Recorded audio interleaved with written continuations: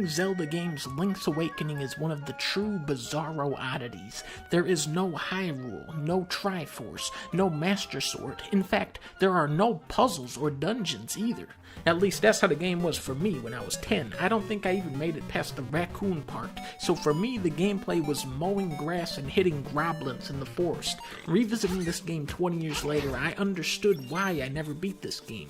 Because some of this shit does not make sense. There is an owl that tells you what to do. There are owl statues that tell you what to do. There are hint houses spread all over the map. And even with all this stuff telling you how to beat the game, you're probably gonna get stuck somewhere. And that is the downfall of the old school Zelda formula. You have this vast, expansive map to explore, but often only one very specific way to progress the game. Just like Metroid, it is easy to miss one subtle cue and spend 30 minutes wandering in circles, accomplishing nothing.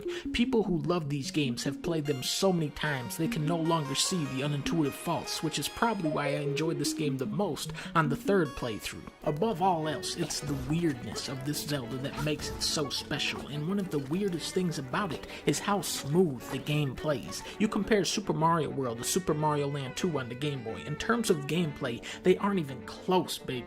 Super Mario World is way more precise and smoother to control, with so many more power-ups and mechanical flourishes. Typically, Super Nintendo games had better graphics and smoother controls than their Game Boy counterparts. However, Link's Awakening plays more like a sequel to A Link to the Past, and that's because it was developed by the same team 2 years later. In Link to the Past, Link is like a fucking pinball. If you get hit, you get bounced. If you hit an enemy, you get bounced. Look at this thing in the middle. Guess what that does? It bounces you. Now combine that with dungeons littered with holes in the ground, spike traps, conveyor belts, and ice-covered floors. Link's Awakening incorporates all of the fun power-ups and twists from the Super Nintendo game into a more polished package, using smart design choices to make Link stronger, more stable, and more agile, all while operating under much heavier hardware constraints. On the Game Boy, this was a technical marvel, but for me, it's the Switch version where it really sings.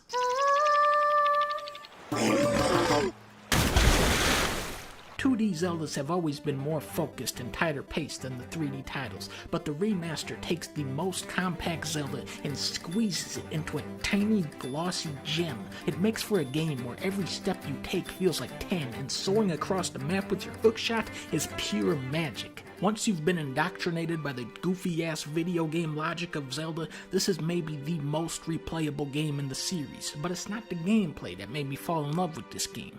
It's the story. Zelda Link's Awakening. It's a funny title, because first off, Zelda isn't even in this game. Secondly, you don't even play as Link. You play as a guy called Blanca, and there's Mario characters everywhere and evil Kirby, and get this, the entire game takes place inside of a fish's dream. I'm always telling you guys about how there needs to be more video games where the entire thing takes place inside of a fish's dream. This game not only delivers on that very specific request, this game invented the fishing minigame.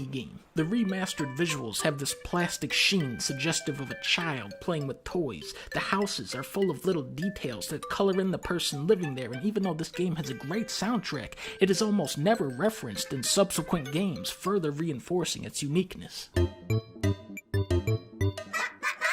Legendary game director Takashi Tezuka cited Twin Peaks as one of his major inspirations here. The world of Koholint is dreamlike and mysterious, but populated by quaint villages full of oddball characters, and there's an owl. Even stranger, the plot of this game is very similar to David Lynch's later film, Mulholland Drive. Most Zelda games hinge on a battle between good and evil, where your goal is to save the world, but in Link's Awakening, you gradually discover that your goal this time is to destroy the world. If Link doesn't wake up from the dream, he'll drown in the ocean, but if he does, this entire world that you've come to know will cease to exist. What's tragic is how the world makes such a big impact on the player without slamming you with reams of dialogue. Link has a little girlfriend that wants to be a seagull. He wins a Yoshi doll for a baby. He trades an alligator a can of dog food for a banana. The mayor of Sim City gets catfished by a goat. Wart from Super Mario Bros. 2 is holding an underground concert. You crawl into a crypt to resurrect a legendary chicken. Where Twin Peaks was often dark and ominous, Zelda doubles down on jokes and humor, burying its darker elements much deeper beneath the surface. Just like a dream, Link's awakening can be bizarre and illogical. Koholint Island may be the most idyllic place Link has ever been, but sometimes in life, the thing you have to do is the last thing you want to do, like waking up and getting out of bed. And that's why this is my favorite Zelda story.